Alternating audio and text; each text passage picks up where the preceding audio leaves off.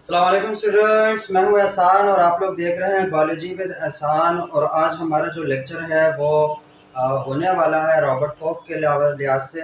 तो जो इसके पोस्टुलेट्स हैं वो माइक्रोबायोलॉजी में, वायरोलॉजी में या माइक्रो ऑर्गेनिजम्स की दुनिया में इस तरह की फील्ड्स में काफ़ी इंपॉर्टेंट है। और मतलब शुरू से जब से ये पोस्टुलेट्स आए हैं तो ये मतलब एक नेसेसरी डोमेन की तरह इसको देखा जाता था कि कोई भी जो डिज़ीज़ है उसका काज क्या है, वो कैसे फैल रही है, उसकी एशियोलॉजी जितनी भी है वो जो हमारे पास कोच के पास्टुलेट्स है उससे रिलेटेड है।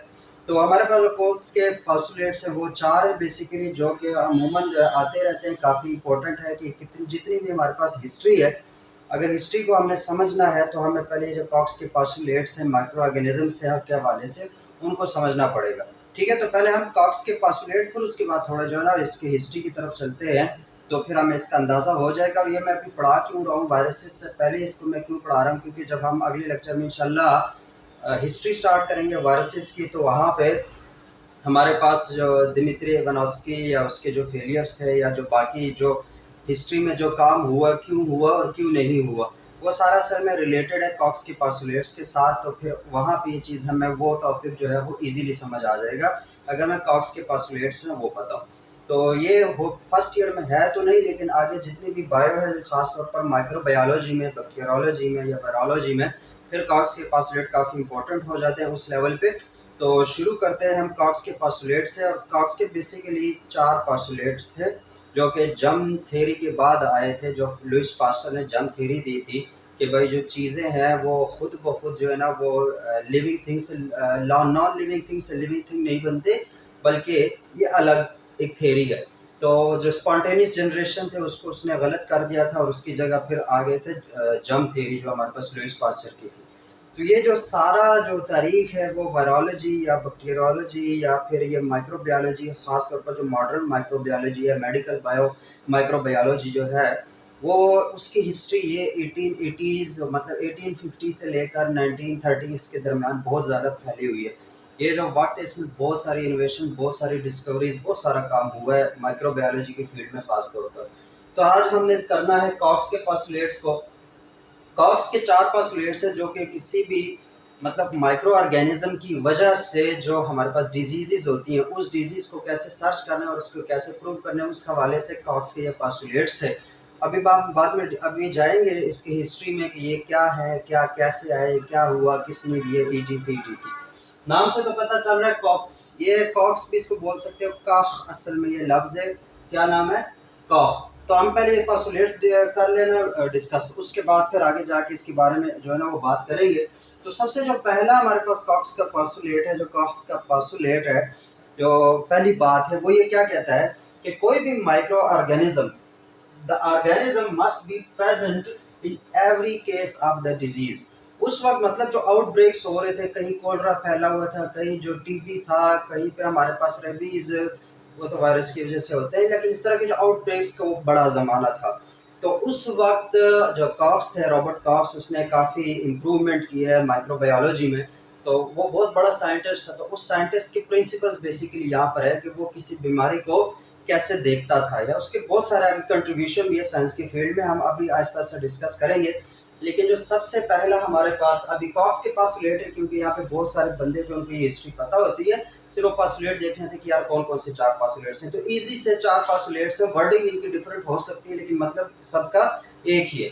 तो पहला पास्टुलेट क्या है कि the organism must be present in every case of the disease. कोई भी डिजीज हो, अगर वो कोई माइक्रो ऑर्गेनिज्म की वजह से अगर वो डिजीज हो रही है, तो उस डिजीज वाले होस्ट में वो मतलब अगर मुझे बिलफर्ज कोई बैक्टीरिया की वजह से, माइक्रो ऑर्गेनिज्म की वजह से कोई बीमारी है, तो मेरे ब्लड में या मेरे सेल्स में उन माइक्रो ऑर्गेनिजम्स का होना ज़रूरी है, मस्ट बी प्रेजेंट। पहली बात क्या है कि अगर कोई बीमारी है तो फिर उस डिजीज़ में वो ऑर्गेनिज्म, उन माइक्रो ऑर्गेनिजम्स का होना ज़रूरी है। तो पहली बात क्या एसोसिएशन से रिलेटेड है कि the organism must be present in every case of the disease. Her disease के साथ जो है ना माइक्रो ऑर्गेनिज्म का होना ज़रूरी है, माइक्रो ऑर्गेनिज्म की केस में या जो माइक्रो ऑर्गेनिज्म की वजह से होने वाली बीमारी है उनके केस में।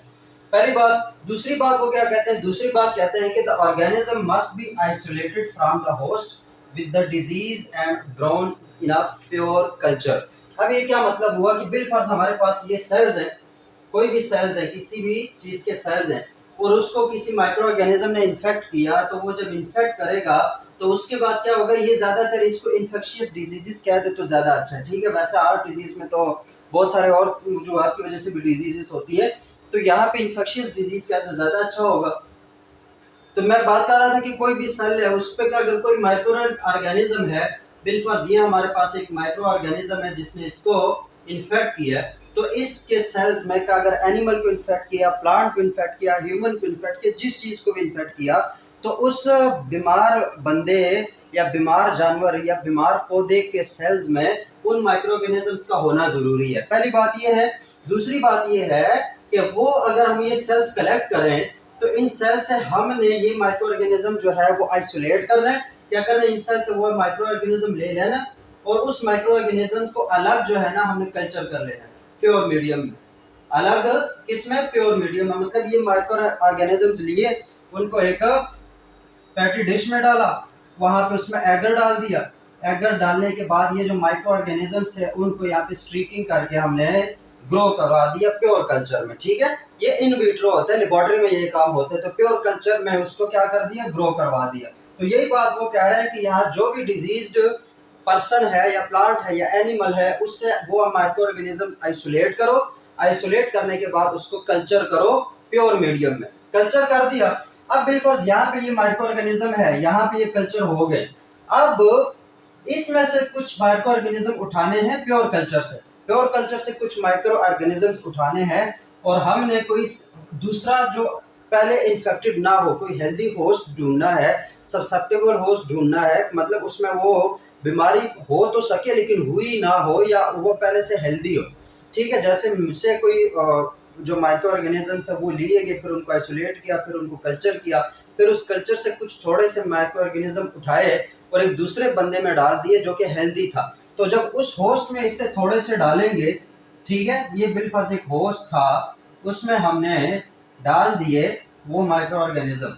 जब वो माइक्रो ऑर्गेनिज्म उसमें डालेंगे तो उसके बाद क्या होगा, the disease must be reproduced when a healthy susceptible host is inoculated with the pure culture, कि जब हम इस प्योर कल्चर से बैक्टीरिया उठा के, माइक्रो ऑर्गेनिज्म उठा के हेल्दी होस्ट में डालेंगे, तो ये जो हेल्दी होस्ट है इसको जरूर बीमार हो जाना चाहिए, इसको क्या हो जाना चाहिए, बीमार। ये किस चीज को प्रूव कर देगा कि हमारे पास ये देखो हमने बीमार बंदे से माइक्रो ऑर्गेनिज्म उठाए थे, उसको हमने कल्चर किया, फिर वो कल्चर वाले माइक्रो ऑर्गेनिज्म दूसरे बंदे में डाल दिए तो वो भी बीमार हो गया, सेम बीमारी उसको हो गई, तो इट्स मीन कि वो बीमारी किस वजह से है, वो इन माइक्रो ऑर्गेनिजम्स की वजह से।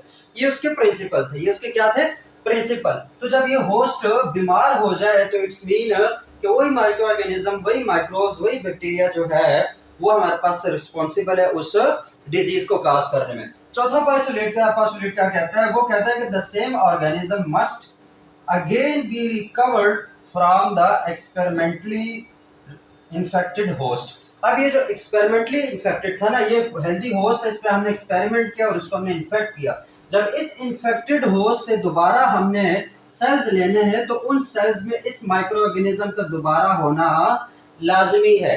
क्या है हमारे पास, लाजमी है। ये चार पासुलेट्स हैं, जो कोई भी बीमारी है वो किस वजह से हो रही है, कौन से माइक्रो ऑर्गेनिज्म्स को काज कर रहे हैं, तो उनको जो बेसिक लेबोरेटरी में टेक्निक्स है, जो बेसिक प्रिंसिपल है जिसकी मदद से साइंटिस्ट अपना काम करते हैं, वो बेसिकली यही चार प्रिंसिपल है कि कोई भी सेल्स है, इन्फेक्टेड सेल्स हैं जिसके अंदर कोई बीमार सेल्स हैं, उसके सेल्स लो, उसमें से माइक्रो ऑर्गेनिज्म डिटेक्ट करो। अगर कोई माइक्रो ऑर्गेनिजम्स हैं और तुम्हें लगता है कि यार ये हो सकते हैं, उनको आइसोलेट करो, आइसोलेट करने के बाद उसको अलग से कल्चर करो, लेबोरेटरी में उसको क्या करो, अलग से कल्चर करो। कल्चर करने के बाद उससे थोड़े से सैंपल लो, वो किसी हेल्दी होस्ट में डालो।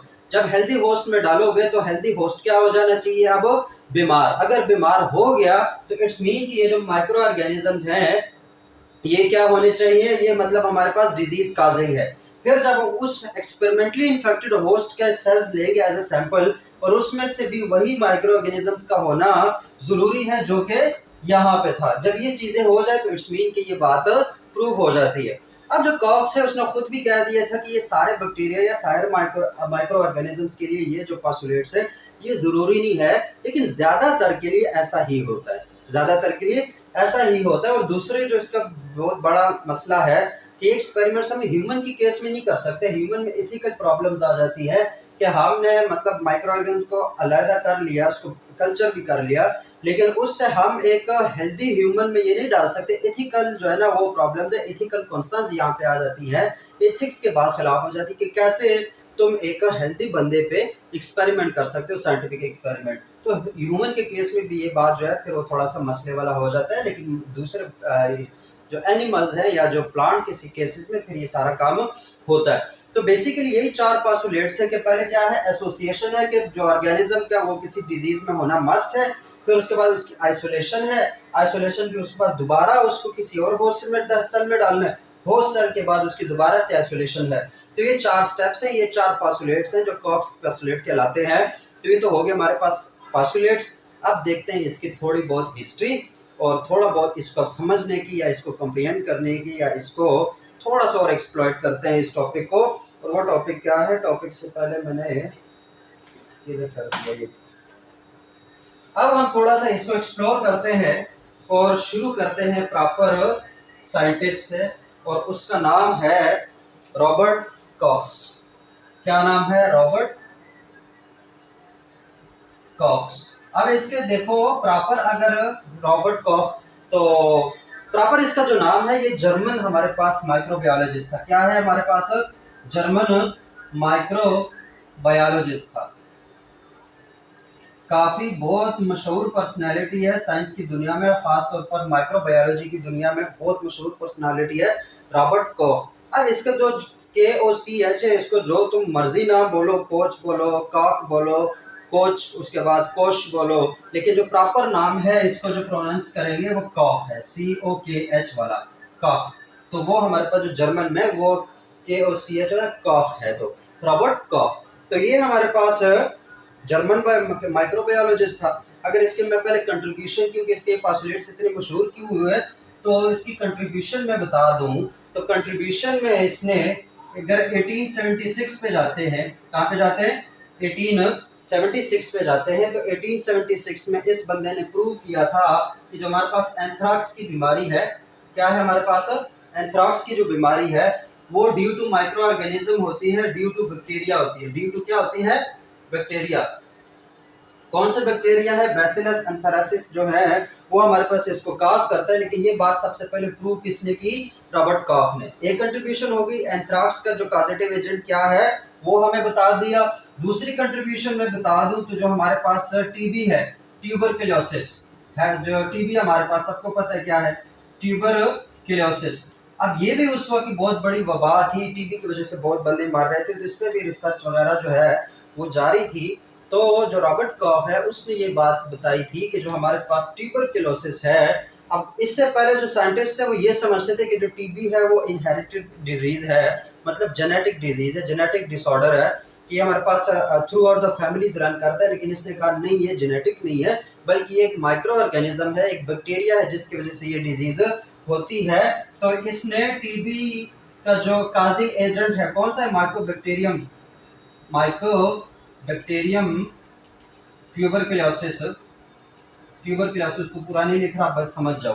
तो जो ट्यूबरकुलोसिस TB काज करने वाला एजेंट था, जो बैक्टीरिया था माइकोबैक्टीरियम ट्यूबरकुलोसिस, वो भी किसने डिस्कवर किया, वो भी रॉबर्ट कॉक ने डिस्कवर किया।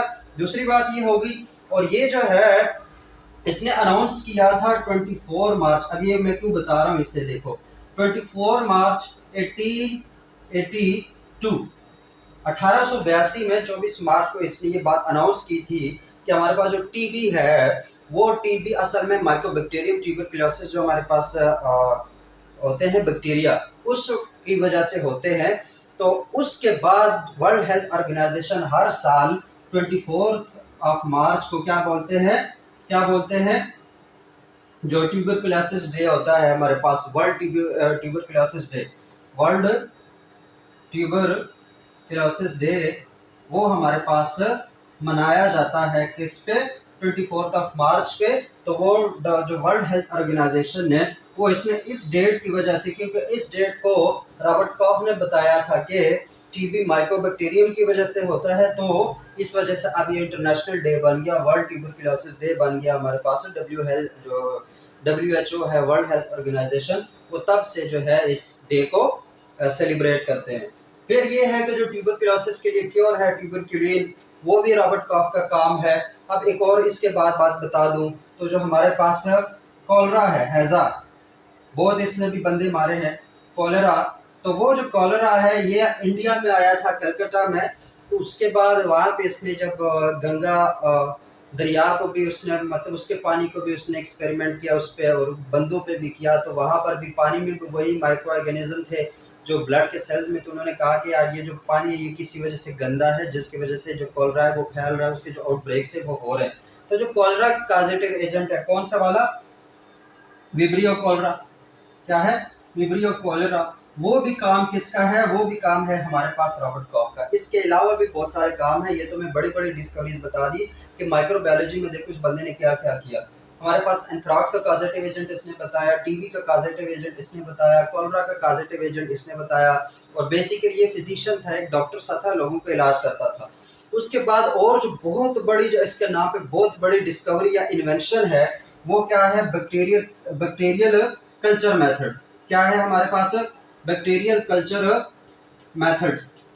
ये जो आजकल लेबोरेटरीज में, माइक्रो में, बायो में, बॉटनी में, जोलॉजी में, जितने भी लेबोरेटरीज हैं वहाँ पर जो बैक्टीरिया ग्रो किए जाते हैं, बैक्टीरिया कल्चर किए जाते हैं, जो एगर लेके पैटी डिशेस में उसको कल्चर किया जाता है, स्टिकिंग वाला मेथड, वो सारा जो मेथड है वो दिया, वो सबसे पहले किसने यूज किया या किसने इन्वेंट किया, वो हमारे पास इसी रॉबर्ट कॉक्स ने जो है ना वो इसको इन्वेंट किया था। रॉबर्ट कॉक ने कौन सा, बैक्टीरियल कल्चर मेथड, जिसमें उसने एगर, पहले उसने पोटैटो का स्लाइस यूज करता रहा, फिर जिलेटिन यूज करता रहा, लेकिन ये दोनों से उसको कोई अच्छे फायदे नहीं मिले, तो फिर इसने एगर यूज करना शुरू कर दिया, और आज तक वो एगर जो है वो यूज होता है।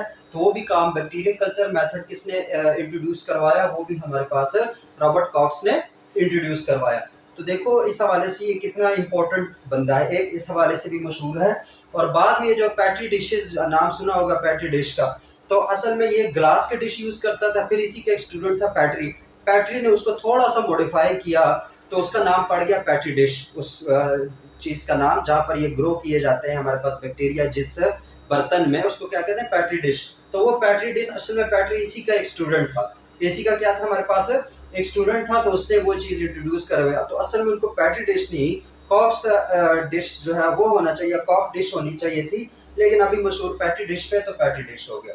तो ये बातें हो गई, ये कुछ इसके ज्यादा कंट्रीब्यूशन थी। फिर रॉबर्ट कॉक्स इस हवाले से भी मशहूर है कि इसके साइंस की तारीख में, या जो हमारे पास इस एरा में, लुइस पास्चर का नाम तो सबने सुना होगा, किसका, लुइस पास्चर का। तो लुइस पास्चर के साथ इसकी बहुत बड़ी राइवलरी रही है, बहुत बड़ा टाकरा रहा है, टाकरे के साइंटिस्ट थे आपस में, एक रॉबर्ट कॉक और दूसरा लुइस पास्चर। इनके आपस में बहुत चपकलश रही है, बहुत इसके आपस में खिलाफ रहे, एक दूसरे के खिलाफ बड़ी बातें किया करते थे। तो वो हमारे पास क्या है, किसके साथ, लुइस पास्चर और रॉबर्ट कॉक्स का आपस में एक ही एरा के बंदे हैं। मतलब जब वो जर्म थ्योरी, असल में जो एंथ्राक्स जो है वो किसकी वजह से होता है, बैक्टीरिया की वजह से होता है। जब ये चीज़ डिस्कवर हुई है तो इसकी वजह से जो लुइस पास्चर की जर्म थ्योरी थी उसने जोर पकड़ना शुरू कर दिया, वो प्रूव होना शुरू हो गया कि वाकई हाँ ऐसा ही है कि जो जर्म्स हैं वो डिजीज काजिंग एजेंट हो सकते हैं। तो 1881 तक लुइस पास्चर और ये आपस में अच्छे थे मतलब दोस्त थे, क्योंकि इवन को 1881 में जो लंदन में इनका कांग्रेस हो रहा था, 7वां कांग्रेस हो रहा था इंटरनेशनल मेडिकल उस पे, साइंसेस पे, तो वहाँ पे रॉबर्ट कॉक्स ने कोई तकरीर की थी, मतलब कोई अपनी फाइंडिंग प्रेजेंट की थी, तो लुइस पास्चर ने कहा था कि अब मतलब बहुत अच्छा काम किया, और 80s में तो वहाँ पे प्रेस किया 1881 में। लेकिन उसके बाद इनका मसला वो शुरू हो गया, और फिर शुरू ही होता रहा। मतलब कुछ ही महीने बाद 1882 में जिनेवा में कॉन्फ्रेंस हो रही थी, तो वहाँ पे ये जो लुइस पास्चर है ये मतलब कुछ प्रेजेंट कर रहा था, तकरीर कर रहा था, एक स्पीच से कर रहा था, तो वहाँ पे इसने एक सेंटेंस बोल दिया। अब मसला क्यों शुरू हुआ मैं बताता हूँ, क्योंकि यहाँ लुइस पास्चर था फ्रेंच, क्या था, फ्रांस का बंदा था, जबकि रॉबर्ट कॉक्स का था जर्मनी का था। दोनों की जुबानें डिफरेंट है, तो जो वो बात कर रहा था तो उसकी हमेशा ट्रांसलेशन एक ट्रांसलेटर होता था जो कि फ्रेंच को जर्मन में ट्रांसलेट करता था। तो फ्रेंच में लुइस पास्चर ने एक बात कह दी थी कि ये रॉबर्ट कॉक्स के बारे में बात कर रहा था, जर्मनी के लोगों के बारे में बात कर, उस वक्त मतलब जर्मनी और ये फ्रांस ये वक्त उस वक्त ये मेडिकल साइंसेस में बहुत ऊपर जा रहे थे। तो इसने कोई बात की तो कोई तारीफ में उसने एक जुमला कह दिया जिसका मतलब बता था कि जर्मेनियन लोग हैं, जो जर्मनी के लोग हैं उनका काम अच्छा है, लेकिन वो थोड़ा सा मिस ट्रांसलेट हुआ था, क्योंकि जो फ्रेंच में वो जो लफ्ज थे वो जो तकरीबन सेम है। तो वो थोड़ा सा मिस ट्रांसलेट हुआ था और वहाँ पे जर्मेनियन का जो है वो काम अच्छा है कि बजाय ये कि जर्मेनियन जो है, जर्मनी के जो लोग हैं, इवन जो बात और कॉक्स के बारे में हो रही थी, कॉक के बारे में, तो ये मगरूर है, एरोगेंट है, इस वजह से कोई बात मिस ट्रांसलेटेड हो गई और उससे बहुत बड़ा फिर इनका जो टाकरा, जो मार्का, जो सो भी इसको क्या दो, लेकिन चपलेस जो राइवलरी है वो चलती रही। और मतलब एक दूसरे के खिलाफ फिर ये न्यूज़पेपर में भी बोलते रहे, एक कहते कि तुम्हारा काम अच्छा नहीं है, दूसरा कहता तुम्हारा काम अच्छा नहीं है, राइवलरी चलती रही। लेकिन इसका एक ये फायदा हुआ कि इन दोनों की फिर रेस साइंटिफिक दुनिया में लग गई कि जो कॉलरा है उसका वैक्सीन पहले कौन बनाएगा। मतलब इनके काफी सारे मसले थे, क्योंकि एंथ्राक्स है उसका कॉजेटिव एजेंट वो कॉक्स ने बनाया था, मतलब डिस्कवर किया था, जबकि उसकी वैक्सीन जो है वो पास्टर ने बना ली। तो मतलब वो होता है ना आपस में बड़े साइंटिस्ट तुल की यार ये फाइंडिंग मुझे करनी चाहिए थी, ईटीसी। तो ये काम उनके साथ भी था। फिर इनके आपस में ये रेस लगी कि कौन जो है वो कॉलरा के हमारे पास बनाएगा, क्या क्या बनाएगा, वैक्सीन। तो वो फिर उसमें जीत गया हमारे पास रॉबर्ट कॉक्स। तो रावली उसके बाद तकरीबन एंड हो गई। तो 1895 में फिर पास्टर मारा गया। तो उसके बाद 1905 में जो है 1905 में रॉबर्ट कॉक्स को फिर नोबेल प्राइज भी दिया गया। तो ये बातें कुछ थी रॉबर्ट कॉक्स के बारे में, क्योंकि उस वजह से कि इसकी कितनी ज़्यादा कंट्रीब्यूशन है, इस वजह से ये पास्टुलेट्स उसके इतने ज़्यादा पॉपुलर हो गए। और मज़े की एक बात बता दो कि ये पास्टुलेट्स उसने खुद नहीं लिखे थे। उसके मतलब लेबॉर्टरी के प्रिंसिपल ये थे, वो काम इसी तरीके से करता था। ये पास्टुलेट जो है ये इसने खुद नहीं लिखे थे, ये रॉबर्ट कॉक्स का एक असिस्टेंट था, फ्रेडरिक। क्या था? फ्रेडरिक। तो वो जो फ्रेडरिक लॉफलर था पूरा नाम उसका, वो फ्रेडरिक लॉफलर ने असल में क्या किया, जो पहले 3 पास्टुलेट्स थे उनको पास्टुलेट्स की फॉर्म में आर्टिकल में 1886 में आई थिंक इसने मतलब इशू करवा दिए, इसको मतलब पब्लिश करवाया इन 3 पास्टुलेट्स को। क्या नाम देके? कॉक्स के पास्टुलेट्स के। जो लेबोरेटरी में उसका क्या तरीकाकार था, क्या प्रिंसिपल थे कॉक्स के, उसके बारे में उन्होंने ये 3 पास्टुलेट्स, किसने? फ्रेडरिक लॉफलर ने ये चीज पब्लिश की थी। और वो भी कितने? ये 3। कौन से? ये 3 पास्टुलेट्स। ये इसका काम है, ठीक है। ये किसका काम है? इसका काम है। ये जो चौथा पास्टुलेट है ये 1905 में, कब? 1905 में एक अमेरिकन प्लांट वो था, बोटानिस्ट था, पैथोलॉजिस्ट था, प्लांट पैथोलॉजिस्ट था, मतलब बोटानिस्ट को कह दो, आम लफ्जों में माली इसको कह दो, प्लांट पैथोलॉजिस्ट था। तो उसने जो चौथी बात है, अब ये अमेरिकन था, बाकी तो जर्मन है, ये अमेरिकन था। जो चौथा हमारे पास पास्टुलेट है वो असल में ऐड किसने करवाया? वो इस बंदे ने करवाया था, इसका नाम था स्मिथ।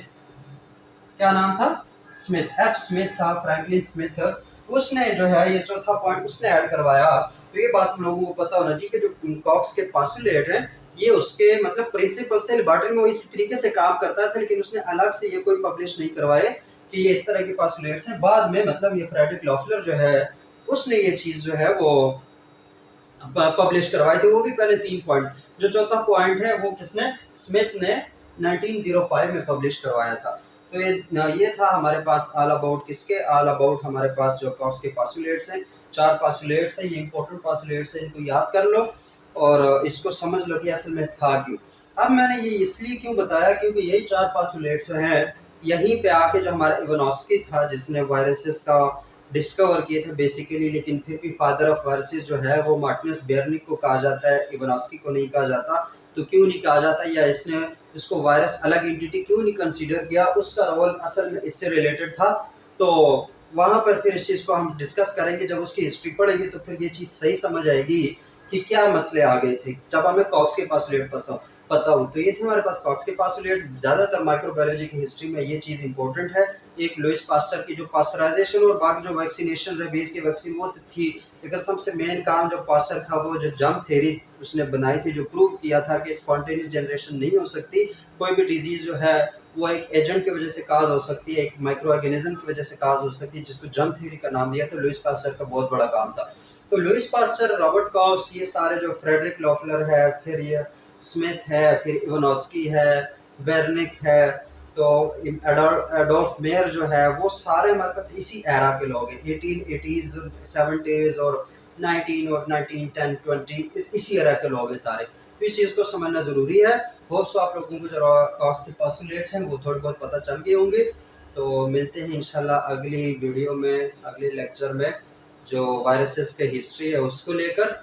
तो तब तक के लिए अपना ख्याल रखो, मुझे दुआ में याद रखो। अल्लाह हाफ़िज़।